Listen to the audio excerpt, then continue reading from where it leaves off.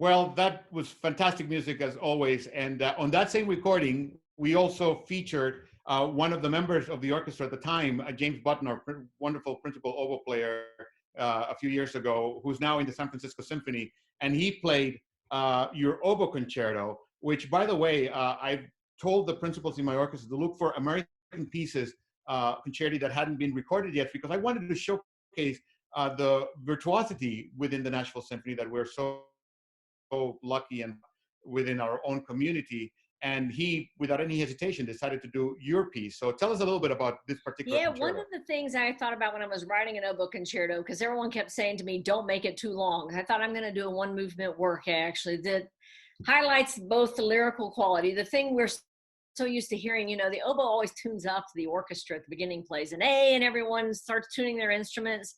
And I can remember when I first wrote this, people were talking about the gorgeousness of the sound when the orchestra tunes. So I decided to start with a note at the very beginning. It sounds a little bit like a tuning note, except I'm a half step up. I'm on a B flat instead of the A.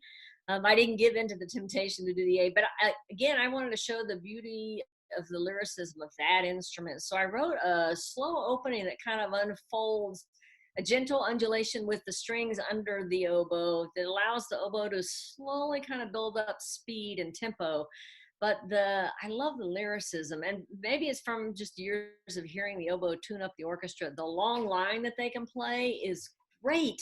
It's like melting butter. So that was one of the things I thought I would love to emphasize, but it was also just a joy to hear James play. He has a gorgeous quality to his tone. He's very, very rich and has kind of a full sound. So it was perfect in that hall, I feel like, over the strings. It was just amazing. Well, I have to say that something that has always amazed me about the way that you write, I mean, both for the viola and for the oboe, which are instruments that are not intended to, like, you know, completely fill an entire hall. And even with an orchestra, you have to be, a small orchestra, you have to be careful with balance issues.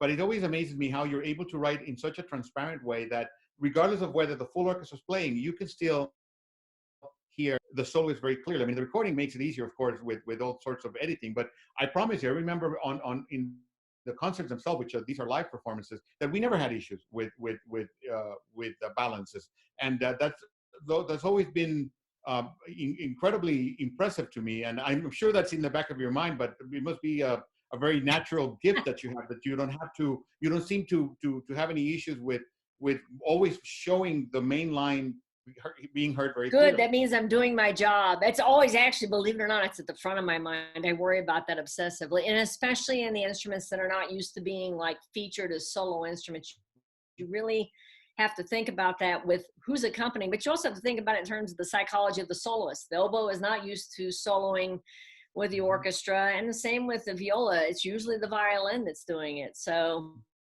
they're you playing, or it's a cello solo. So you kind of have to think about the psychology and the emotion of it. But it's working with the biggest box of crayons. That's the thing with an orchestra. It's like the huge set of crayons, and there's so many possibilities, but you can't get so carried away. We can't hear the poor little individual at the front of the stage. Well, that's for sure. So let's listen to a little bit of Jennifer Higdon's Oboe Concerto.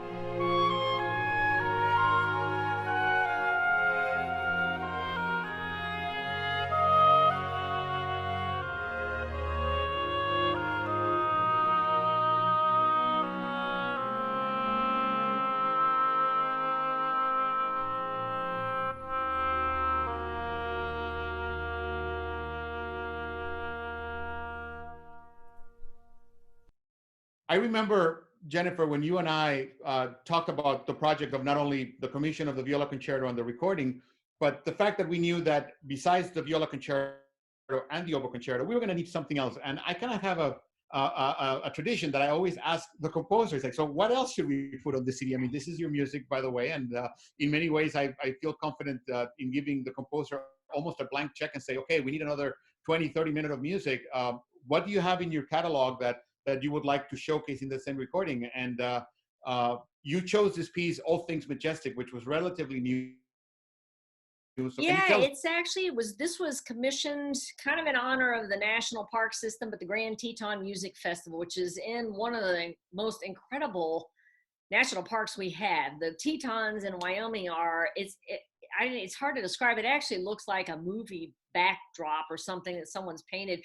Gorgeous mountains that are incredible. And when the festival commissioned this work, they actually sent me out hiking with a ranger who was talking to me about the mountain range. I was asking because I'd grown up in East Tennessee around the Smoky Mountains, which the Appalachian Mountains are much softer in their shape. They're not like the Tetons, which look like sharp, jagged rocks that have come up out of the earth. And so I was asking the ranger, why is that? And he said, well, the Grand Teton National Park is actually much younger. These are not big mountain formations that have been basically worn down by time. And I thought, that's a fantastic thing. So when I started to write this piece, I thought about that, and I thought, I should make different movements that feature different sections of the orchestra. So the first movement, because it's such an incredible sight, wherever you're coming into that national park, you can see the mountain range.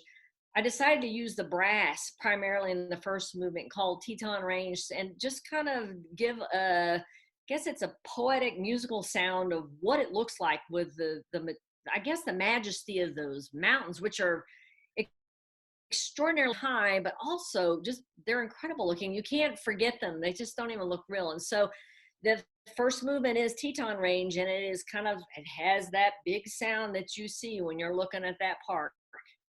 Well, what better way to showcase the majesty of it than with brass instruments, kind of giving you a picture of it. So let's listen to a little bit of Teton Range from All Things Majestic.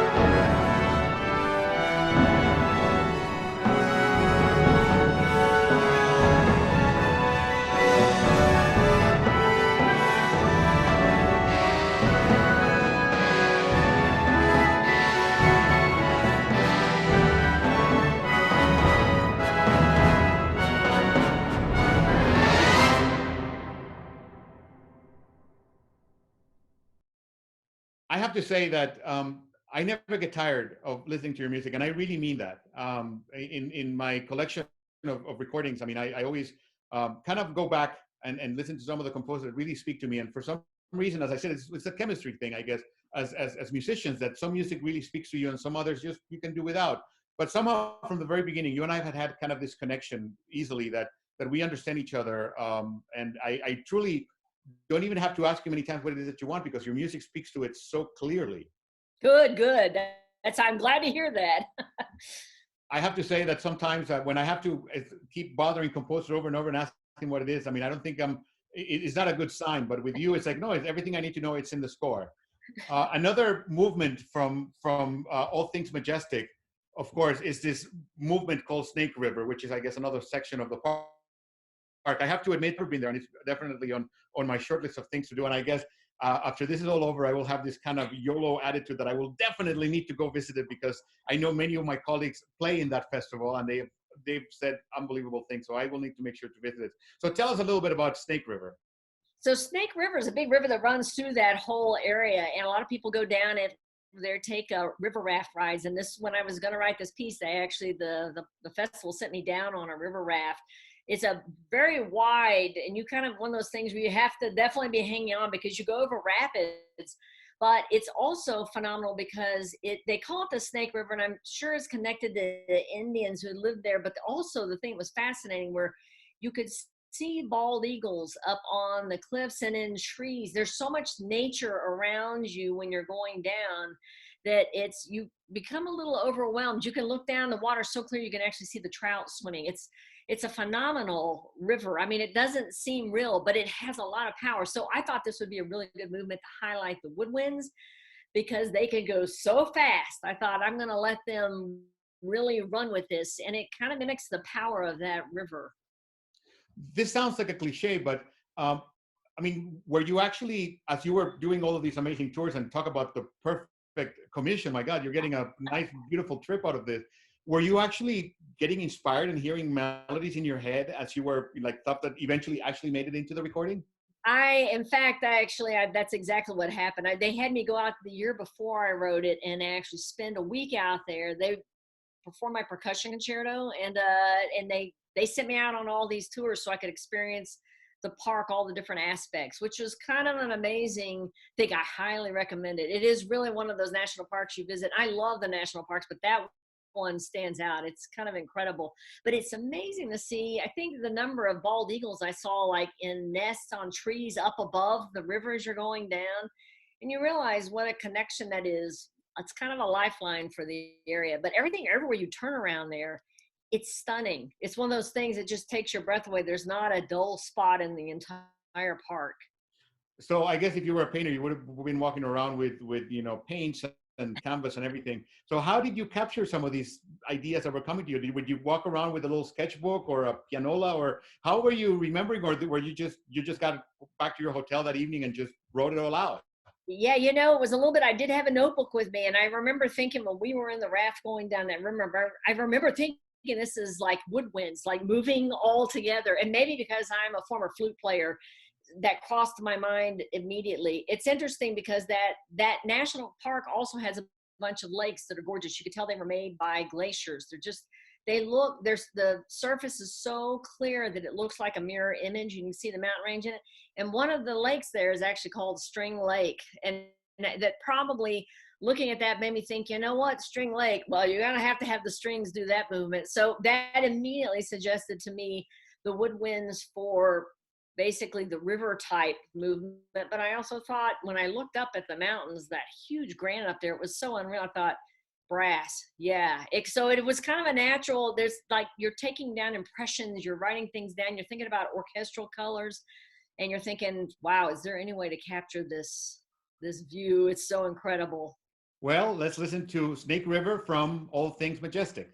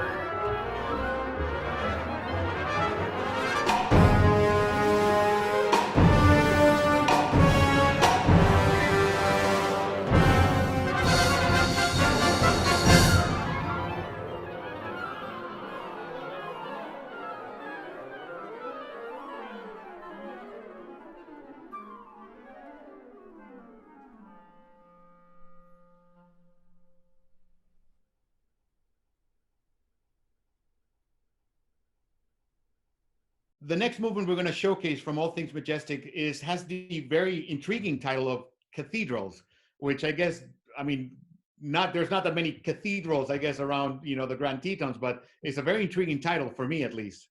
Well, they actually refer to there's like 3 mountain ranges that are pretty big. They call them the cathedrals. And you kind of feel like you're in a giant cathedral of nature. It really gives you, they have that sharp pointed too. It's almost like the European church with the very sharp points. So I could see why they got named that. It might have been a nickname at one point, but it seems to have stuck. And I think for this was the one movement I thought, wow, this is the entire orchestra. And I need to have like the little microcosm pictures of the wildflowers that grow in that area. It's gorgeous, all the fauna and flora on the floor when you're hiking around, but also the fact that you can back up and look at the majesty of this huge park. So there are a lot of little chamber settings in this movement, but also huge gestures that have everybody playing. And it was an interesting challenge to try to capture the sound of what you're seeing. It's the little and it's the big. You need both of them, but that's like an orchestra, right? It's like the individual players but everyone playing together. Well, what a wonderful introduction. So let's listen to Cathedrals from All Things Majestic.